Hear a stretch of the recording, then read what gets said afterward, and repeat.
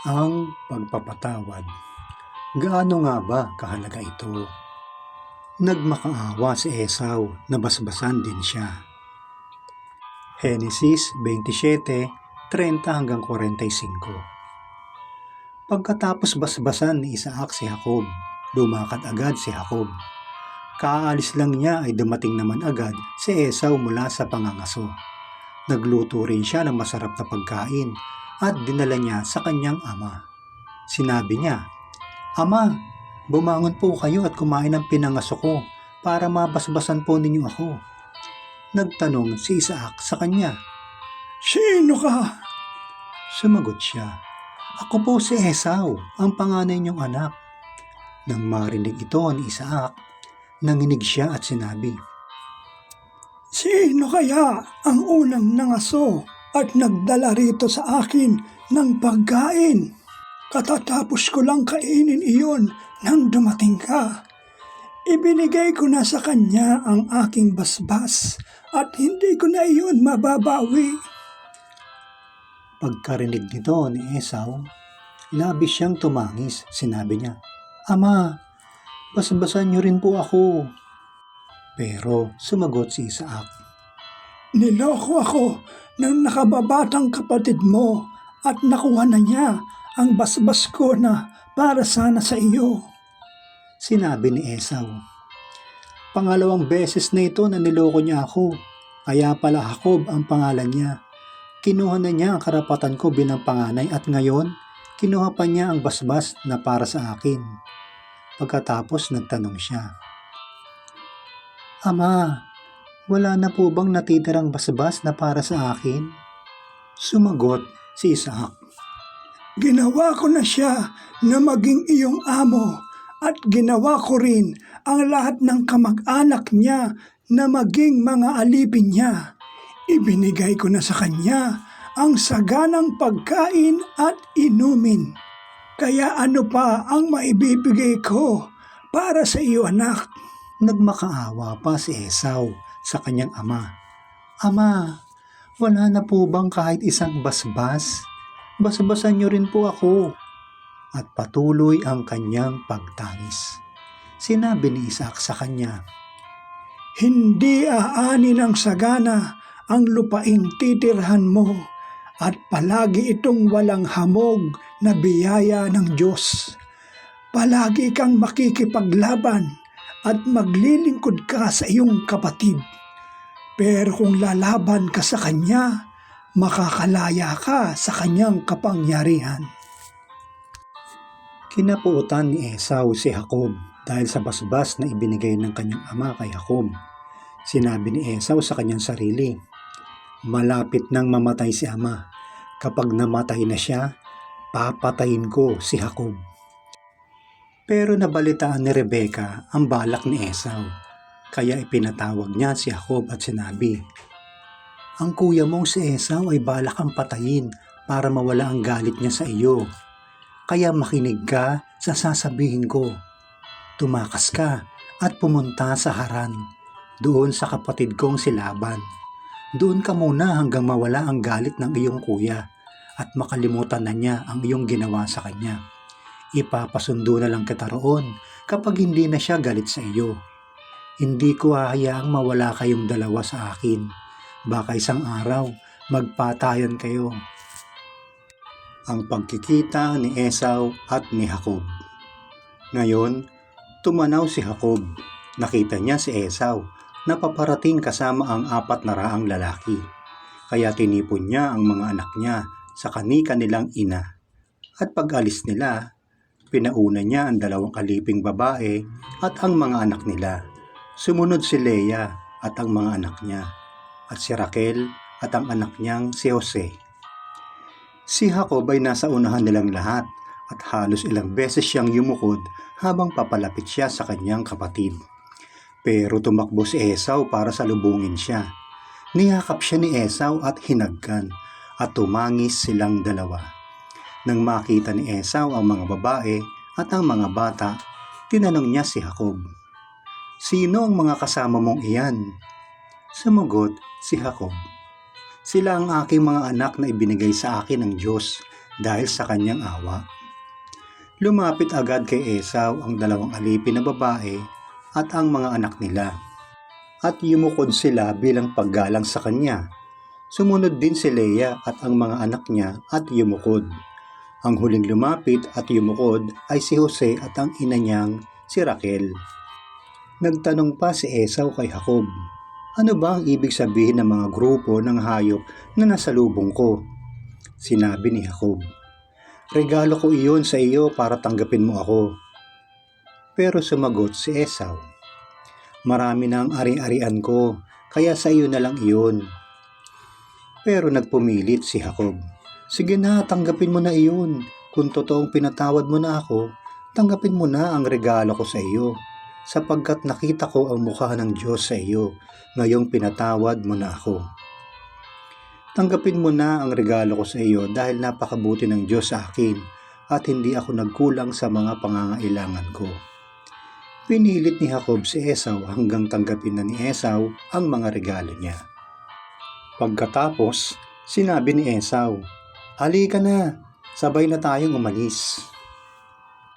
Pero sumagot si Jacob, "Alam mong mabagal maglakad ang mga bata at kailangan kong alagaan ng mabuti ang mga hayop na nagpapasuso. Kung pipilitin natin ang mga hayop na maglakad sa buong araw, baka mamatay sila. Ang mabuti pa, mauna ka na lang sa amin. Marahan kaming susunod sa iyo ayon sa bilis ng mga bata at ng mga hayop na kasabay namin. Doon na lang tayo magkita sa Seir." Sinabi ni Esau, "Kung ganoon, ipapaiwan ko na lang ang iba kong mga tauhan sa iyo." Sumagot si Jacob, "Hindi na kailangan. Ang mahalaga, pinatawad mo na ako." Kaya bumalik na lang si Esau sa Seir ng mismong araw na iyon. Pero si Jacob ay pumunta sa Sukot. Pagdating nila roon, gumawa si Jacob ng tirahan at ginawaan din niya ng silungan ang mga hayop niya. Kaya ang lugar na iyon ay tinawag na Sukot. Hindi nagtagal, nakarating din sila sa Kanaan mula sa Padan-aram na walang masamang nangyari sa kanila. Nakarating sila sa lungsod na pagmamay-ari ni Shechem. Nagpatayo sila ng mga tolda nila malapit sa lungsod. Ang lupaing pinagtayuan nila ng mga tolda ay binili ni Jacob sa mga anak ni Hamor sa halagang 100 pirasong pilak. Si Hamor ay ama ni Shechem.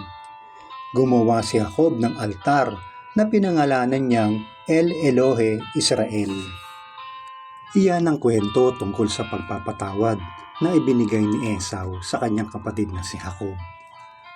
Sa kwentong ito na magkapatid na sina Esau at Jacob, ang kambal na anak nina Isaac at Rebecca, ipinakita ang tunay na nangyayari sa loob ng isang tahanan o pamilya, kung saan ang pagkakagalit at samaan ng loob ng magkakapamilya ay hindi maiiwasan, at ito ay isang normal na pangyayari o kaganapan lamang at nararanasan ng karamihan sa atin. Si Esau na nagkaroon ng galit sa kanyang nakababatang kapatid na si Jacob ay nagsabi sa kanyang sarili na sa oras na mamatay ang kanilang ama na si Isaac ay papatayin niya si Jacob.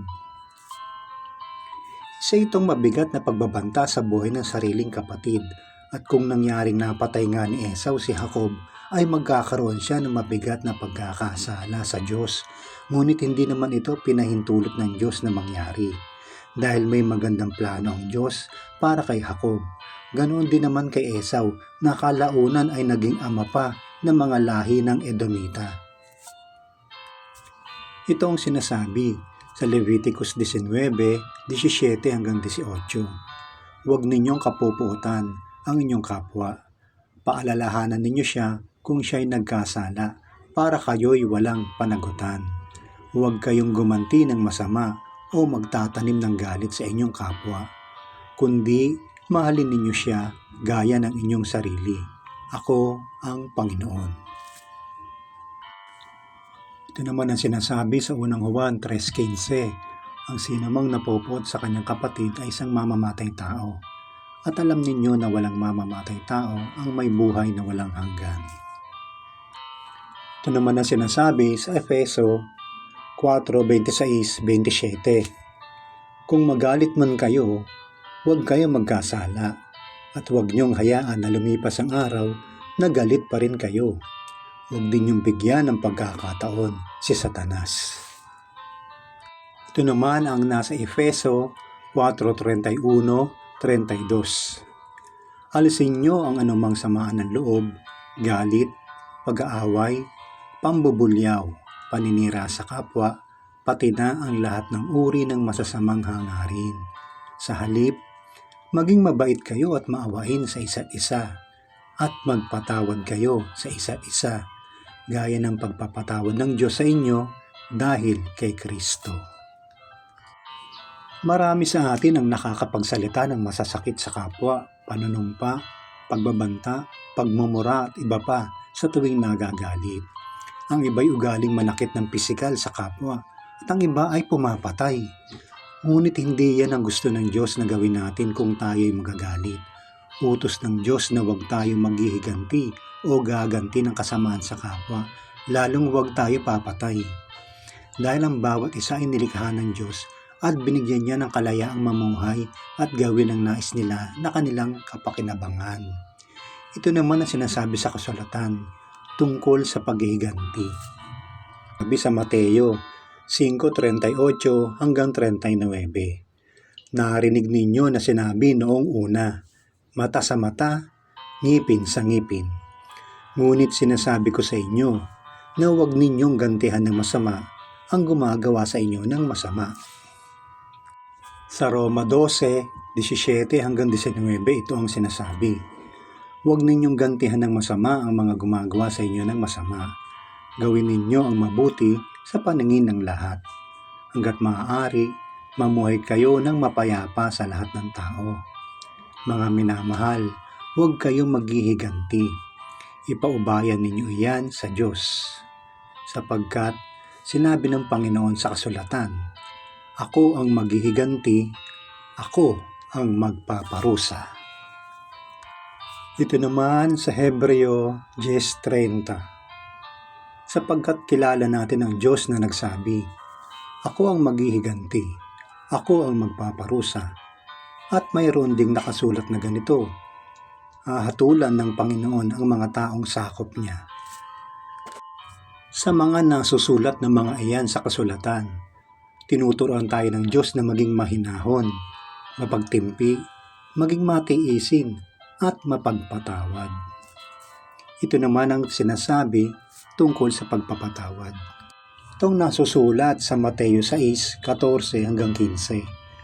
Kung pinapatawad ninyo ang mga taong nagkasala sa inyo, patatawarin din kayo ng inyong amang nasa langit.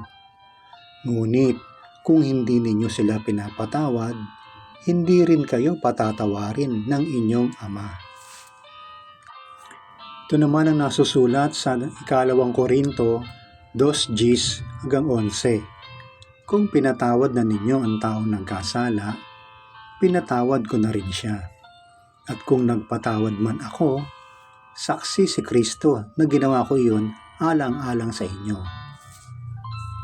Nararapat lamang na magpatawad tayo para hindi tayo madaig ni Satanas. Alam naman natin ang mga binabalak niyang masama. Itong talinghaga ng utusan na ayaw magpatawad, nasa Mateo 18:21-35. Lumapit si Pedro kay Jesus at nagtanong, Panginoon, ilang beses ko po bang patatawarin ang kapatid na lagi nagkakasala sa akin?